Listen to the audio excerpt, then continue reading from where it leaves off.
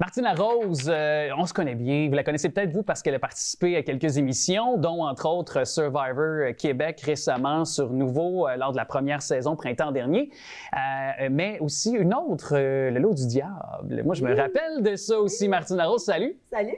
Puis bien sûr, ton balado qu'on va parler, qu'on peut voir sur ta casquette. Mais est-ce que, justement, Le Lot du Diable... Parce qu'on faisait dans Lot du Diable, pour ceux qui se rappellent, des épreuves. Il fallait user de stratégies. C'était plus la colonisation. Oui, c'est ça. Dans le concept, mais dans la pratique, il y avait un peu un fond de survie. De survie. Exactement. Exact. Mais c'est drôle que tu en parles parce qu'il y a vraiment comme 7 ans entre les deux. Et moi, quand je me suis inscrite au Lot du Diable, c'était vraiment parce que c'était mon rêve de faire Survivor. Et dans ma tête, jamais, au grand jamais, Survivor serait arrivé ici au Québec. Alors, je me dis, c'est la chose la plus proche qui va ressembler à Survivor. Alors, je m'étais inscrite et avec grande chance, j'ai pu participer à ça, qui était une très belle expérience aussi. Mais là, quand j'ai vu Survivor, je me dis, oh non, c'est pas vrai que je vais pas rater le... Non. Donc, quand j'ai vu ça passer, j'ai même pas réfléchi, je me suis inscrite sans jamais penser. Puis c'est drôle parce que dans les deux téléréalités que j'ai fait... D'ailleurs, qu'est-ce que tu as appris?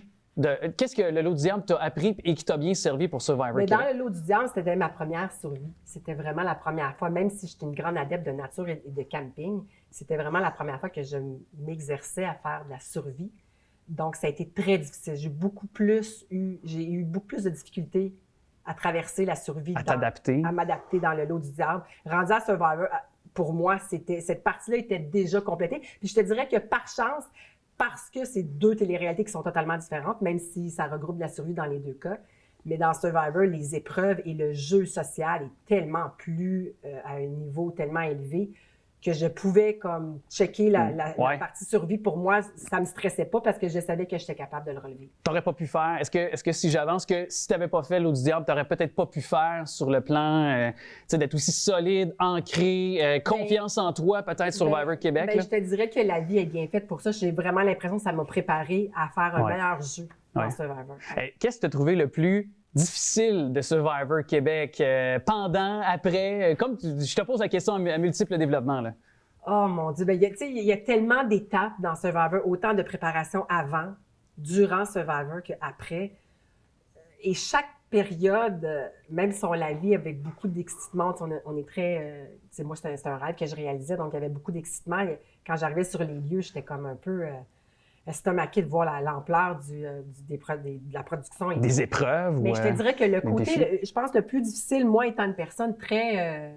moi, je suis très bonne dans la vie. Là, je m'entoure de gens très bonnes. Puis je te dirais que la partie la plus difficile, ça a été le côté où tu dois mentir d'en face du monde. Tu dois jouer l'hypocrite. Oui, tu dois garder ta place. Mais oui, tout à fait. Puis tu sais, je connaissais très bien le jeu. Fait que je savais que ça devait être ça, mais de le savoir, de l'écouter de ton divan, puis là, d'arriver à le jouer, je peux te dire que c'est deux mondes totalement différents et c'est très difficile et c'est très pénible à jouer. En plus, c'est une supermom dans la vie, là, ce que les gens peut-être ne savent pas. Alors, j'ai l'impression que la supermom qui veut protéger les autres, parce qu'à un moment donné, t'en viens qu'à tisser des liens avec certains plutôt que d'autres, puis, tu sais, pour assurer ta place. C'est difficile parce que, en étant une maman de 4 enfants, tu sais, t'éduques tes enfants avec des bonnes valeurs, des bonnes qualités et tout. Puis là, tu te revires de bord, là, tu sais que tes enfants vont t'écouter, vont te suivre, puis là, tu te dis, OK, attends une minute, moi, il faut que je m'en aille travailler, mais en même temps, il faut que ça soit dans toi pour vraiment être capable de le faire, puis c'est pas dans moi la trahison, vraiment. Puis tu penses au fait que tes enfants, ils te voient à la télé aussi? Tu pensais-tu là-bas? Tu pensais-tu à ça aussi un peu? Ben, tu sais, tu y penses un peu, mais tu es tellement préoccupé par d'autres choses que tu es absorbé. T'oublies à un moment donné, À un moment donné, ça devient ta réalité de ton vécu sur l'île. Fait que ça ne devient pas ta priorité numéro 1. Là, j'aurais tellement continué à t'en parler parce que ça me fascine. Puis tout ça, les jeux de coulisses et tout ça, comment ça se passe, tout ça, puis les caméras, ça fascine tout le monde. Mais là, je veux aussi qu'on se concentre sur ta raison aussi, une des raisons pourquoi tu es ici, ton balado, justement avec Marika, que tu as connue. Regarde, vois-tu, c'est une belle chose qui en est ressortie d'avoir continué avec Marika. Tu sais, le fait, on s'est souvent dit, moi et Marika, si on n'avait pas été éliminés à cette période-là, à ce moment-là, ben le balado n'aurait pas justement existé parce que Marika a été éliminée, je pense, 2 ou 3 jours avant moi.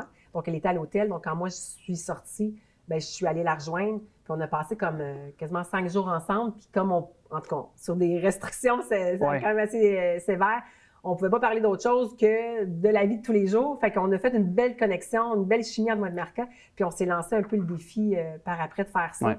Puis est né justement ce balado-là. Ben, parle-nous du balado. Concept, quand les gens sont témoins des conversations, je sais que vous avez plusieurs invités aussi. Oui. On fait toujours, on a fait quelques émissions encore où justement on a la possibilité d'avoir des invités. Et notre but vraiment de ça, c'est de parler d'inspiration et de motivation. Bien-être un peu aussi, je pense. Bien, c'est vraiment la motivation, l'inspiration, c'est vraiment les deux créneaux principalement qui dominent ce balado-là, parce que quand on a sorti, c'était un peu la vibe. Je te dirais que les gens venaient souvent nous dire qu'on les avait inspirés, qu'on les avait motivés dans notre parcours de Survivor. Et c'est ce qui nous liait un peu, moi puis Marca.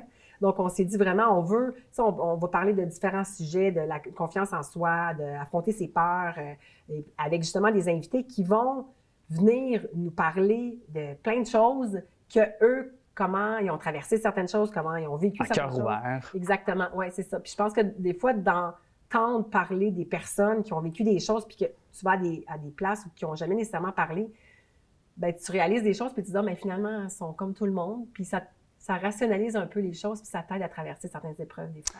Certainement, puis M&M sans limite, donc c'est le nom facile à trouver. Est-ce qu'il y a, en terminant, peut-être un projet aussi qui pourrait en découler autre que le balado, de votre union ensemble, de votre force ensemble? Bien, tu sais, on est deux cerveaux hyper créatifs, fait que c'est sûr qu'on est parti de ça. Qu'est-ce que ça va en devenir par la suite? On est ouverte à plusieurs possibilités, on a plusieurs idées, à savoir qu'est-ce que ça va donner. Mais là, on est peut-être un petit peu trop en avance pour en parler, mais c'est sûr qu'il y a plusieurs possibilités qu'on pourrait découler. Exploiter, ou plus ou moins envisager. Dans les prochaines années, oui, tout à fait. À surveiller sur les plateformes. Déjà, les liens sont au bas de l'écran. Hey, joyeuse fête à toi. Merci, Claudia. Vraiment aussi, puis qu'il y ait plein de followers pour vous autres en 2024 et beaucoup d'écoute aussi. Tiens, c'est ce que je vais vous souhaiter. Merci.